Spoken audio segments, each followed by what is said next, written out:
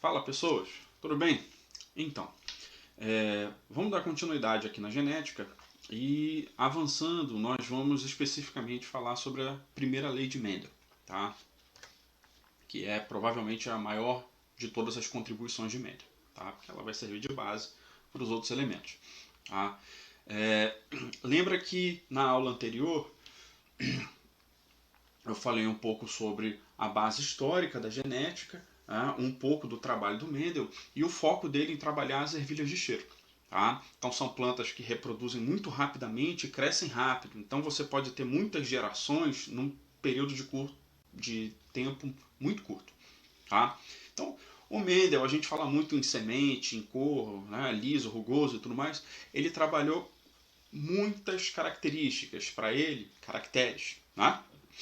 Só que a gente acaba focando mais em algo que seja mais palpável, né, a nossa realidade, que vai ser o caso a cor das sementes, tá bom?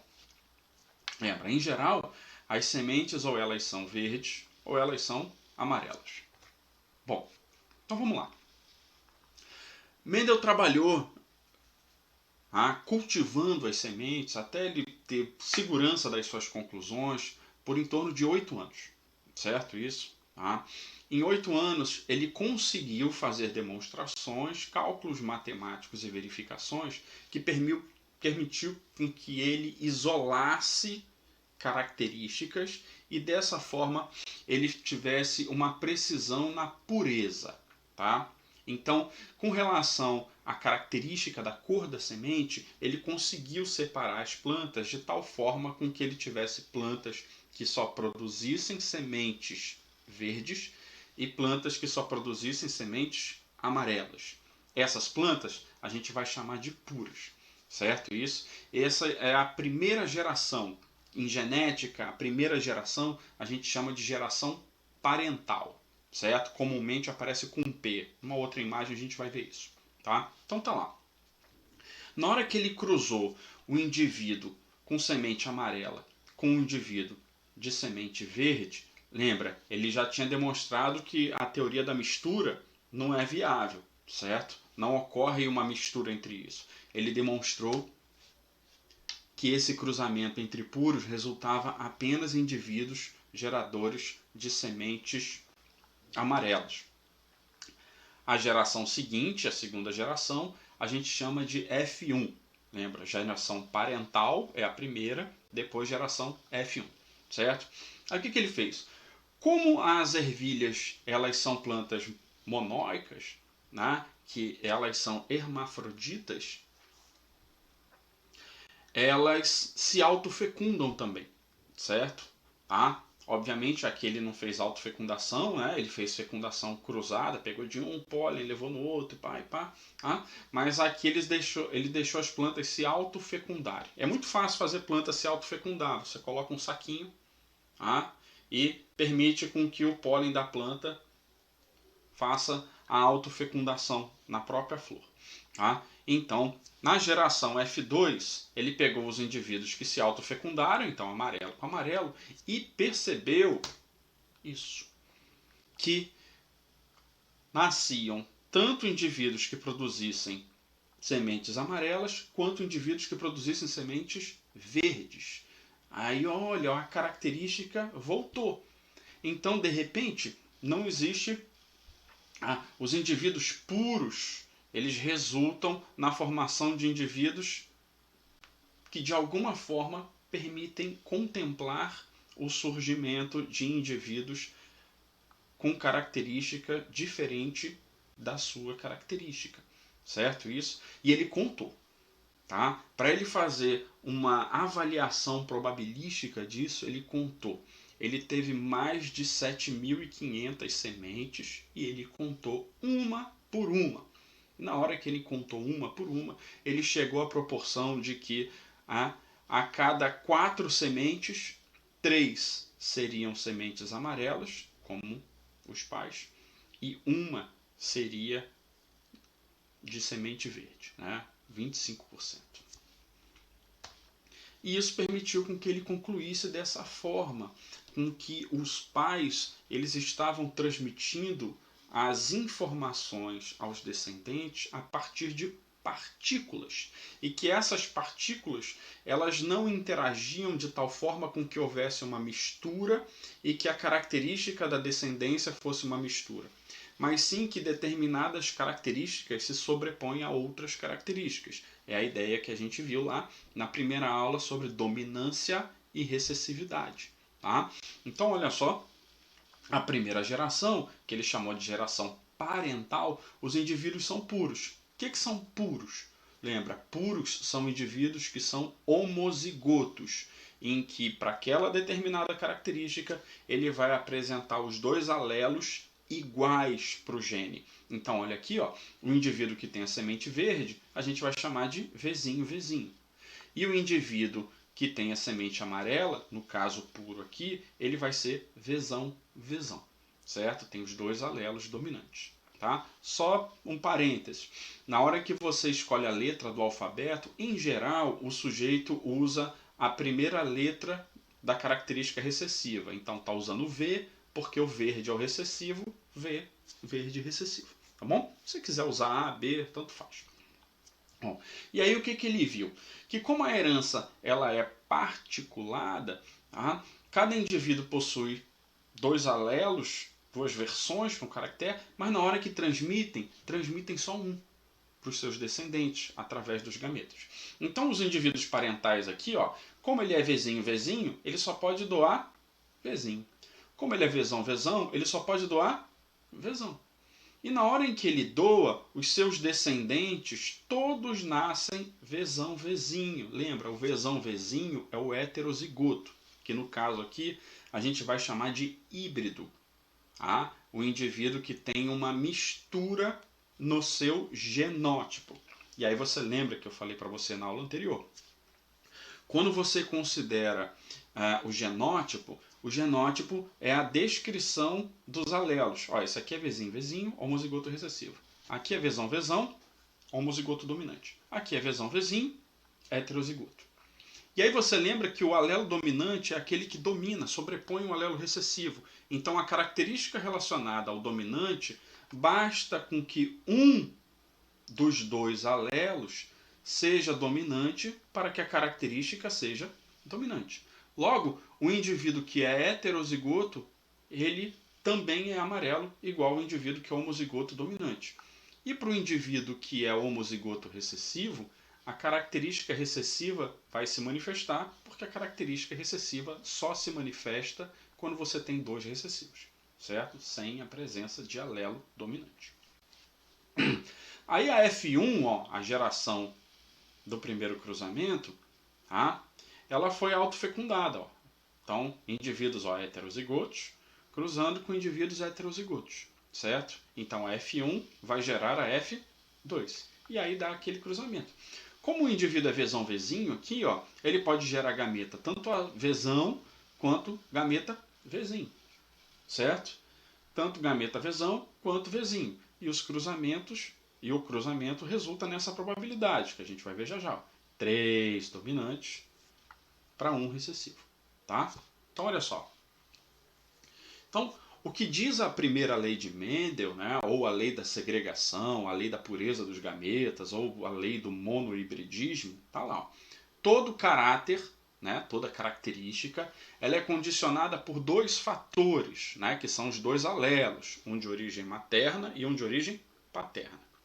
Durante a formação dos gametas, esses alelos, fatores, eles se segregam de maneira equivalente.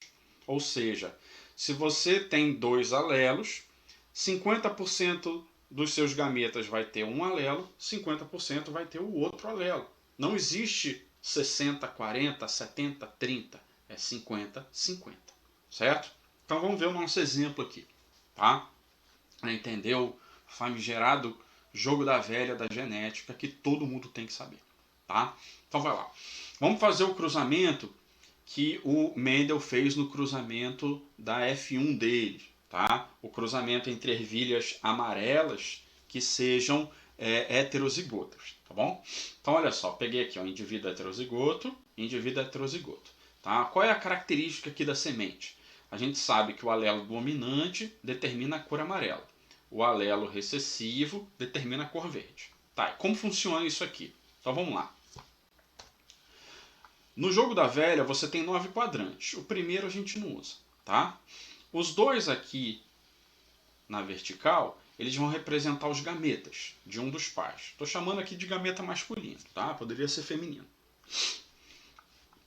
Aqui no quadrante, no plano superior, horizontal, eu vou ter outros dois aqui, né? Esses outros dois vai ser onde você vai colocar os gametas femininos. Tá? Então percebam, ó, um eu estou chamando de vermelho, o outro eu estou chamando de verde, só para ficar mais fácil. E isso aqui que sobra, o que sobra? São 4 quadrantes.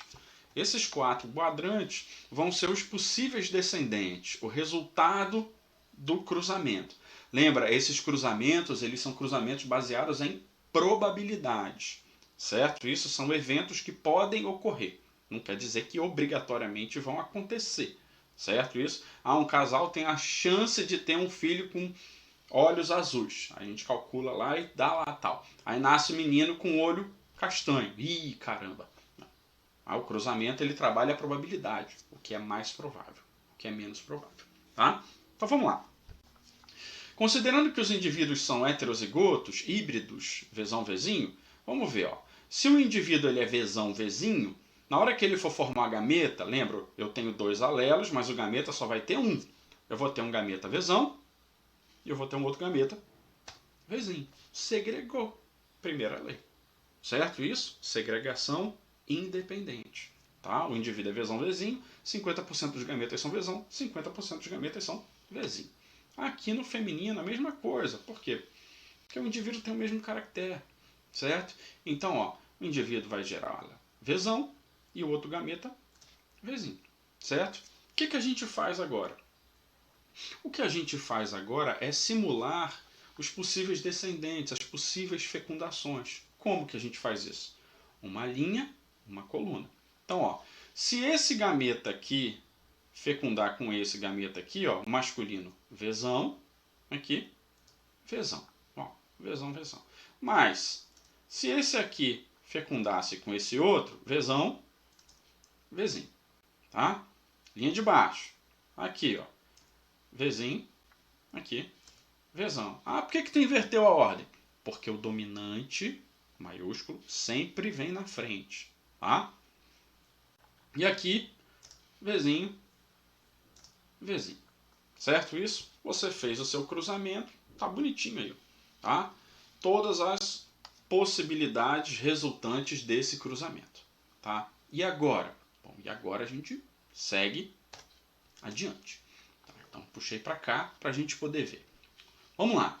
Então, como é que eu vou calcular quais são os genótipos daqui? Você lembra? O genótipo é a descrição genética do caractere, tá? Dos indivíduos aqui, dos possíveis descendentes. Então, é o que? São os alelos possíveis gerados. Então, ó, esse indivíduo aqui, ó, ele é Vzão, Vzão. Tá lá. Vzão, Vzão. Quantos Vzão, Vzão aparece? Um. Só um. Vzão, Vzão, só um. Atenção, hein? Tá. Em quantos possíveis? Aparece um Vzão, Vzão em 4 possíveis. Tá. Então, é 1 sobre 4, que representa 25%. Beleza. Tá, e agora? O que aparece? Vamos pro segundo aqui, ó. Aparece o Vzão, Vzinho. Tá, Vzão, Vzinho. Beleza. Vzão, Vzinho, quantos tem? Vzão, Vzinho tem, ó, tem 2 aqui, ó. 2 em quantos possíveis? 2 em 4. 2 em 4, então significa 1 sobre 2, né? Simplifica. 50%. Beleza. Tá. E aí? Vamos avançar. E aí, o que mais tem? Tem esse aqui, ó. Quem é esse? Vzinho, Vzinho. Vzinho, Vzinho. Outro genótipo. Tá, quantos Vzinho, Vzinho? Só tem esse aqui nesse caso aqui. Tá? E quantos é? 1 sobre 4. Certo? Então tá aí, ó. Os genótipos estão apresentados. Está tudo bonitinho, tudo acertado. Ótimo. Tá, e aí? Bom, agora a gente vai avançar. Tá, vamos avançar o quê? O que esses genótipos representam em fenótipos? Lembra, fenótipos são manifestações das características. É a interação do genótipo, que a gente já viu lá, né, com o meio ambiente. Certo? Isso que resulta na característica. Que é, no caso aqui, se ela vai ter semente verde ou se ela vai ter semente amarela. Tá? Beleza. Tá? Então você pode olhar o quadro anterior, aqui, ou você pode olhar de novo aqui. Tá? Vamos lá. Primeiro fenótipo. Para o sujeito ser amarelo. Tá. Para o sujeito ser amarelo, qual é a condição? O indivíduo, para ser amarelo, ele tem que ter pelo menos um alelo amarelo. Um alelo amarelo. Aí a gente coloca Vzão traço. O que é esse traço aqui? É para indicar que nesse fenótipo, tanto faz o indivíduo ser Vzão ou ele ser Vzinho. Basta um alelo dominante para ele ter o fenótipo dominante, que no caso aqui é amarelo. Quantos são? Ó, Vzão é. Vzinho é também. Vzinho é também. Vzinho aqui não. Tá? Então esses três são. Três em quantos possíveis? 3 em 4. Beleza. 3 quartos. 75%. Tá, e o que sobra? Sobra o Vzinho. O Vzinho é o outro fenótipo, que é verde. Certo? Quantos tem? Só tem um. Um em quantos possíveis? 1 em 4 possíveis. Certo? Então você tem aí uma forma de leitura que pode ser pelo genótipo ou pelo fenótipo. Quando você estiver calculando o fenótipo e o genótipo, é extremamente importante que você sempre faça o cálculo, e sempre, se você usar fração, o resultado resulte em um inteiro. Tá? Se você utilizar percentual, que resulte em 100%. Certo? Senão não vai dar certo. Tá? Tá faltando alguma coisa ou tá sobrando alguma coisa. Então, para a gente avançar, vamos exercitar. Certo? Para isso eu vou apanhar aqui, ó, usando a mesa digital. Vamos lá. Vou deixar esse troço aqui. Então, olha só. Os olhos castanhos... Eita. Os olhos castanhos são dominantes sobre os olhos azuis. Então, vamos aqui, ó. Eu adoro escrever nesse negócio aqui. Tá? Então, aqui, ó, os olhos. Tá? Eles podem ser castanhos. Não repara a letra. Ou pode ser azul. O que a gente sabe? O olho castanho está escrito lá em cima, é dominante. Então o sujeito pode ser azão, ou ele pode ser azão, azinho. Uma hora eu pego o jeito. Tá? O indivíduo que tem olho azul é azinho. Por que eu sei isso? Porque está escrito aqui, ó, olho castanho é dominante, certo? Olho azul, né, consequentemente, vai ser recessivo, tá bom? Aí vai lá, ó. Um homem de olhos castanhos, filho de pai de olhos castanhos e mãe de olho azul. Vamos anotar aqui, ó. Se o homem tem olho castanho, ó, olho castanho é o fenótipo. Olho castanho, como que é? Azão ou azão, azinho. Pô, mas e aí, qual que é? Filho de pai de olho castanho e mãe de olho azul. Olha aí. Se a mãe o pai do cara tem olho castanho, então eu não sei como é que é. Mas a mãe dele tem olho azul. Opa! Se a mãe tem olho azul, eu sei que só pode doar alelo recessivo. Então, ó, o cara é azinho. Certo isso? Casa-se com uma mulher que tem olho azul. Azinho. Vamos lá, pessoal. Tá? Então, ó, raciocínio dedutivo. Faz a leitura. Se o cara é azinho, eu vou fazer aqui, ó. Azinho. Se a mulher tem olho azul, azinho. Certo? A probabilidade desse casal ter um filho de olhos azuis é D. Então, olha aqui, ó. Vamos aqui, ó. Tá? Então, ó. Azinho. Aqui, ó. Azinho. Aqui, ó. Azinho. E aqui, azinho. Pronto. Simples. Qual a probabilidade de o casal ter um filho de olhos azuis? Como é olho azul? Não é recessivo? Quantos recessivos tem? Aqui e aqui. Tá? Mas vamos fazer direitinho. Quais são os genótipos que aparecem? Azinho apareceu. Quantas vezes apareceu? 2. 2 em quanto? Em 4. Então, ó, simplifica para meio ou 50%. Tá? Qual o outro genótipo que aparece? Azinho, azinho. Quantos? Também, ó, meio, 50%. Top. Tá? Fenótipos. Quais são os fenótipos? Apareceu, ó, tem dominante. Então tem olho castanho aqui, ó. Como que é o castanho? É o azão traço. Quantos apareceram? Meio. 50%. E o azul? Azul. É o que? É o recessivo. Quantos que apareceram? Meio. Que é quanto? 50%. Certo? Qual é a resposta? Marca a letra B. Ah, mas o filho não determina o sexo? Por enquanto não. Isso a gente vai discutir em outra aula. Tá bom? Vamos pro próximo. Então, ó.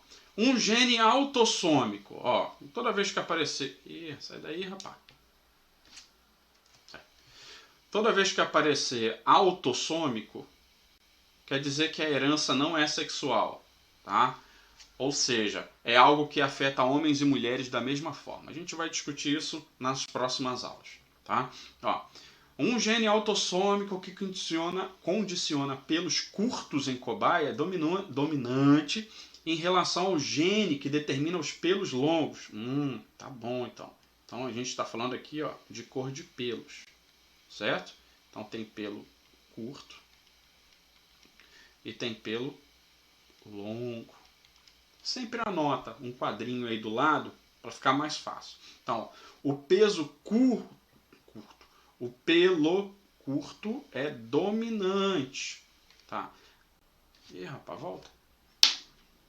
Se o pelo curto é dominante, então o pelo longo é o recessivo. Você pode usar a letra que você quiser. Vou usar aqui o L do longo. Ó. O longo vai ser Lzinho, Lzinho, recessivo. E o curto vai ser ou Lzão, Lzão ou Lzão, Lzinho. Certo aí? Tá? Então, ó, do cruzamento de cobaias heterozigotas. Então, se é heterozigota, como que é? Pelo curto, Lzão, Lzinho. Nasceram 300 cobaias, das quais 240 tinha pelo curto. Entre as cobaias de pelo curto, o número esperado de heterozigotos é... Então vamos cruzar aqui, ó, só para a gente rever. É o mesmo que a gente fez para as ervilhas. Então aqui, ó, Lzão, Lzinho. Lzão, passou ali. Lzinho. Vai, joga aqui dentro. Lzão, Lzão, Lzão, Lzinho. Lzão, Lzinho, Lzinho, Lzinho. Certo? Aí vamos. Lzão, Lzão no primeiro genótipo, 1/4, 25%. Lzão, Lzinho, meio, 2. Ih, cara. 50%. E Lzinho, Lzinho, 1/4, 25%. Tá? Vamos lá. Não custa. Fenótipo. Lzão traço, quantos? 1, 2, 3. Que é pelo curto. 75%. 3/4. Tá? Lzinho, Lzinho, 25%. 1/4. Certo? Olha lá, sus, hein? A pergunta é, entre as cobaias de pelo curto, nasceram, ó, 240. Certo isso? Tá? Quantas são heterozigotas? Pessoal, nasceram 240 de pelo curto. Isso significa isso aqui, ó. Sai daí, rapaz. 240 estão aqui, tá? Então, se 240 estão aqui, ó, como é que a gente faz isso?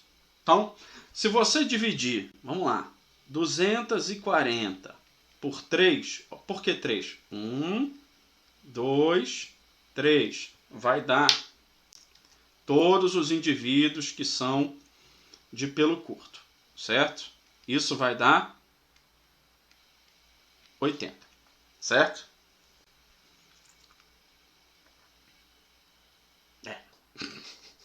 Tá?